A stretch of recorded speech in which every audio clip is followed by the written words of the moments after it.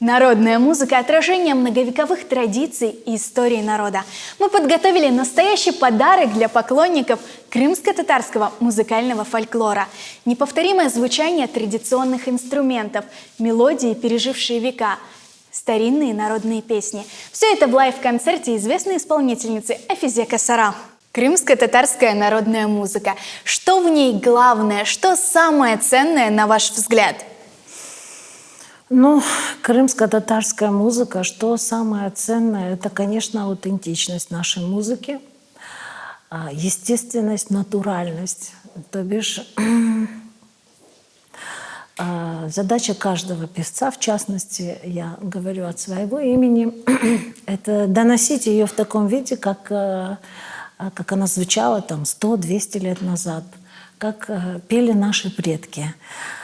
И, естественно, главное то, что крымских татар много на земном шаре. Есть в Турции, Румынии, Америке, Болгарии, я не знаю, еще где там в Канаде.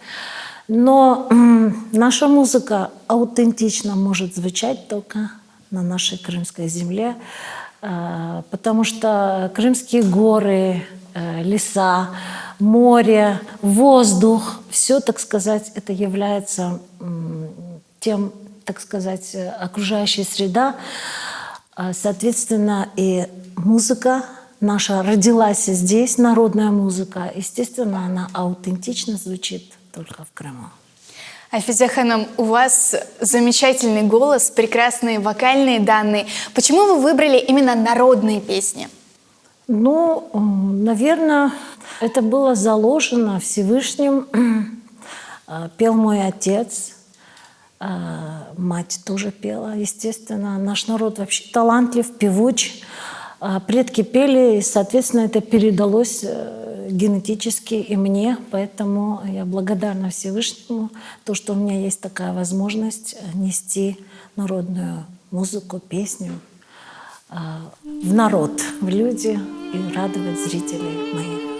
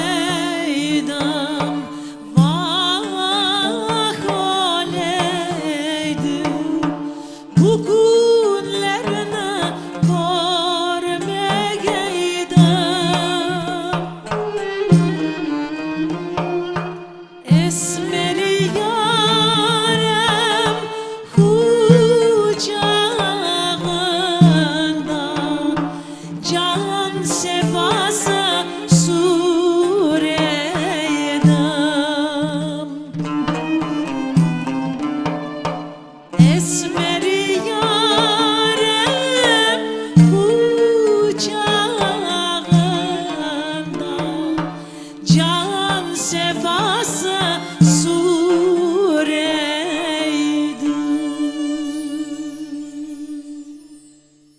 Многие молодые исполнители делают аранжировки народной музыки, так скажем, под себя.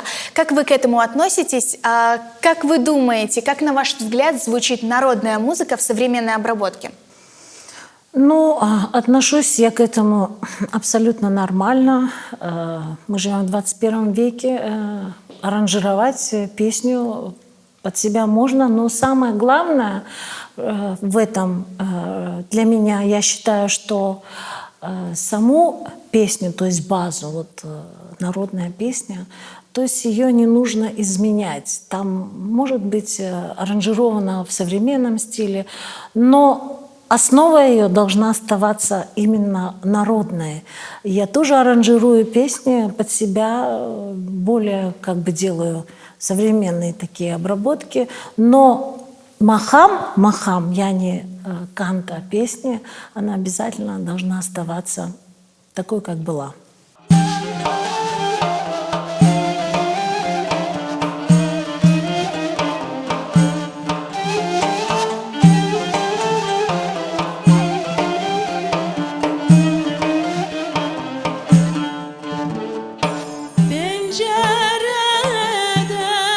Pencereden kar geliyor, pencereden kar geliyor, artıma baksam yar geliyor, of aman aman yar aman aman of. Artıma da baksam yar geliyor, of aman aman yar aman aman of.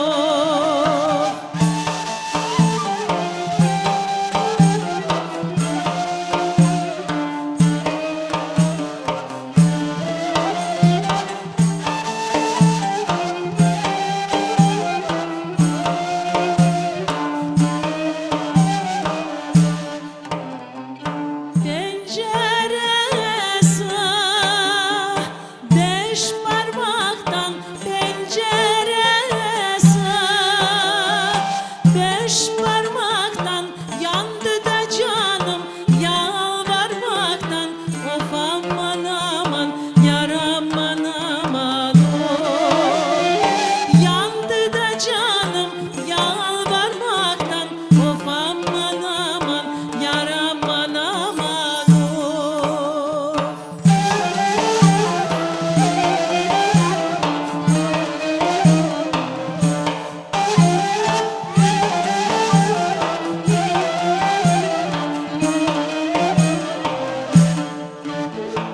Pencereye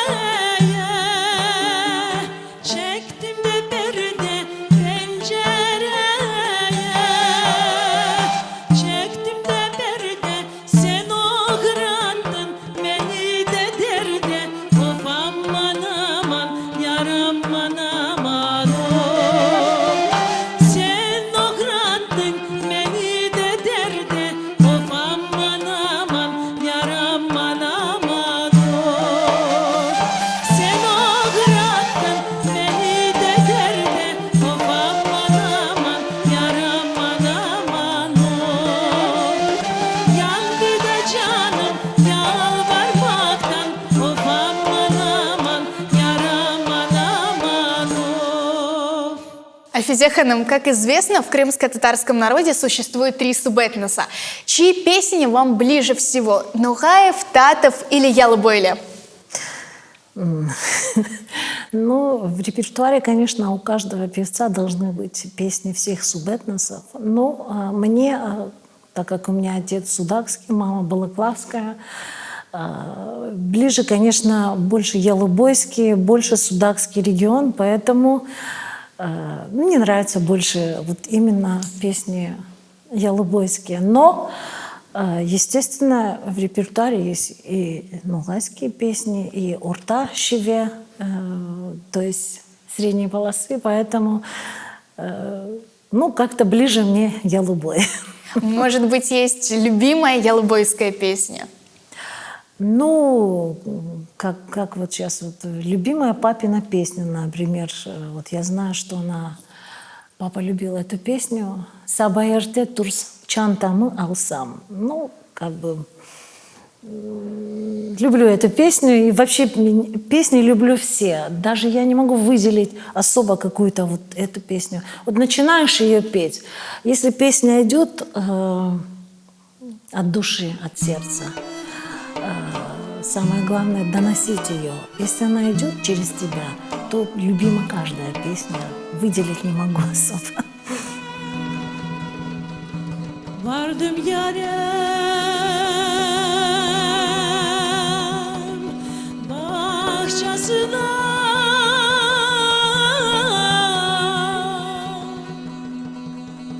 bir gül aldım,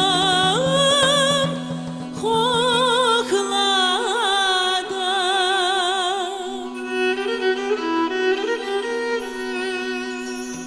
Ben yaremden mektup aldım,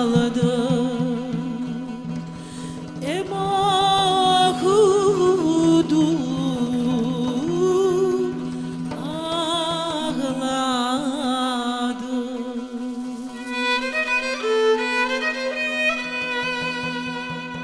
Ben yaremden mektup aldım, okudum, ağladım.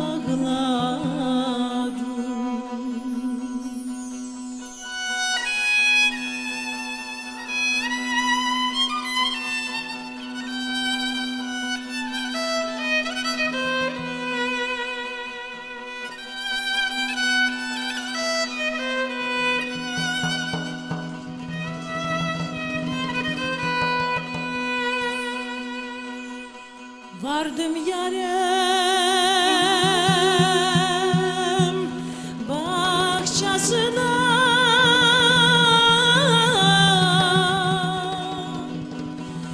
bir nar kestim yemeğe.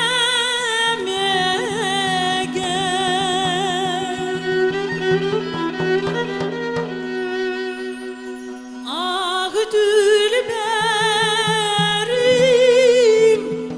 bir sözüm var, utanırım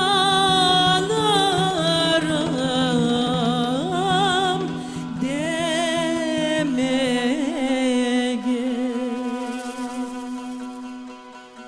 Ah Dülberim, bir sözüm var, utanırım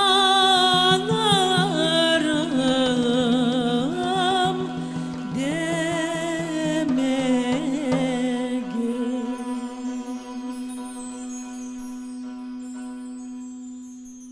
Афизе Ханым, не секрет, что сейчас место для заработка артистов — свадьбы.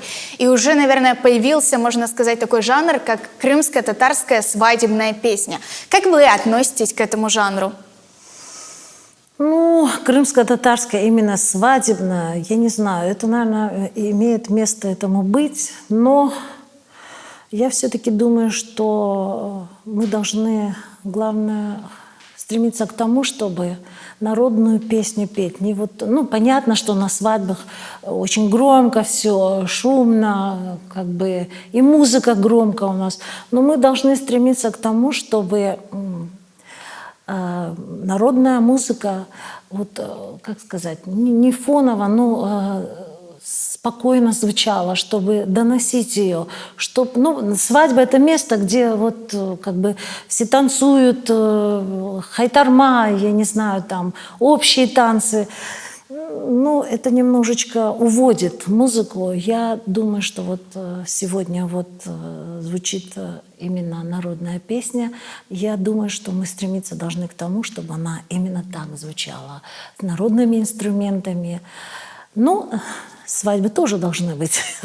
Но это... А что касается вот свадебных песен в вашем репертуаре, есть такие песни? Ну, конечно, свадьбы — это то место, к сожалению, где мы зарабатываем деньги. К сожалению. Естественно, приглашают принять участие, украсить торжество. Я не отказываюсь, естественно, потому что я считаю, что это тоже нужно. Где, как не на свадьбах, собирается молодежь, среднее поколение, взрослое наше поколение. Естественно, мы должны нести эту музыку. Что, собственно, я тоже делаю. Есть и свадебные аранжировки, но опять-таки я стараюсь, если это народная песня, то ее не портить. Ну, турецкие песни больше внедряю в свой репертуар, так как у нас нет таких, как сказать, щенгавалар, такие танцевальные, у нас больше лирических песен в народе. Поэтому приходится аранжировать турецкие песни. Это наша культура тоже. Турецкая музыка нам очень близка, поэтому мы тюрки, и это нормально, ну, как-то так. А что чаще всего просят исполнить на свадьбах? Ну, щенгавалар, более такие танцевальные, такие, под которые можно выйти, танцевать, Ну, и такие медленные лирические песни я тоже пою, конечно, на свадьбах, потому что халклар стилер, люди просят именно народную музыку, как правило, от меня. И как раз-таки сегодня в нашем лайв-концерте будет исключительно народная музыка.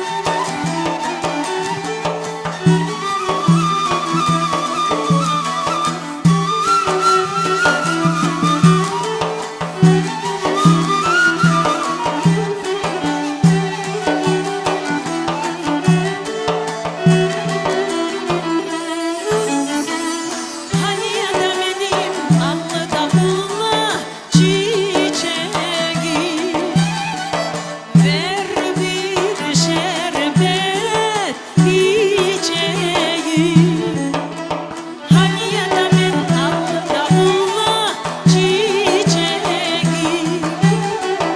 ver bir şerbet içeceğim.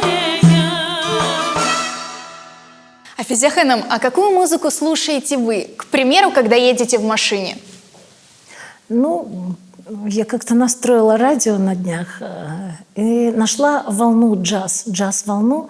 Мне очень нравится, во-первых, это более как бы успокаивает. И мне нравится джаз. Ну, естественно, народную музыку я слушаю. У меня есть флешка, на которой закачаны народные песни. Народную музыку тоже слушаю. Народную музыку в чьем исполнении?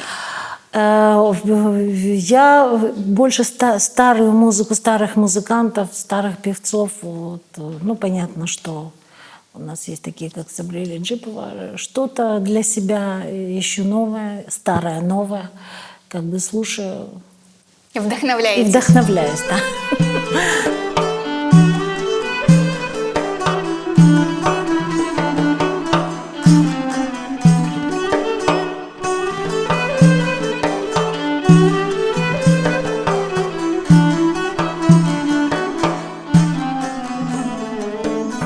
Dereler şuma şuma neler geldi başıma. Dereler şuma şuma neler geldi başıma. Daha neler gelecektir şu belalı başıma. Daha neler gelecektir şu belalı başıma.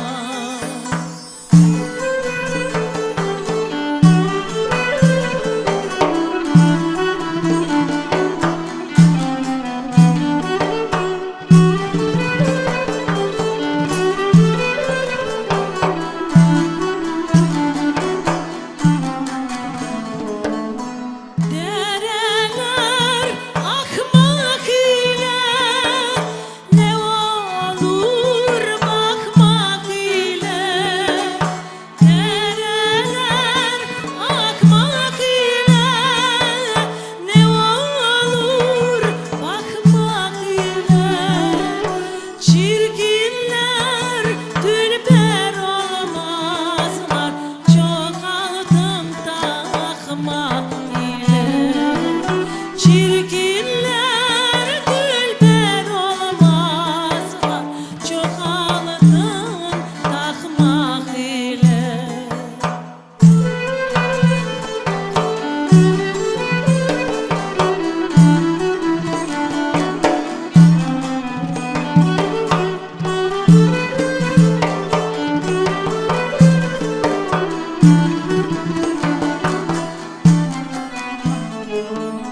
Dere yarmaklı dere akmana file yere.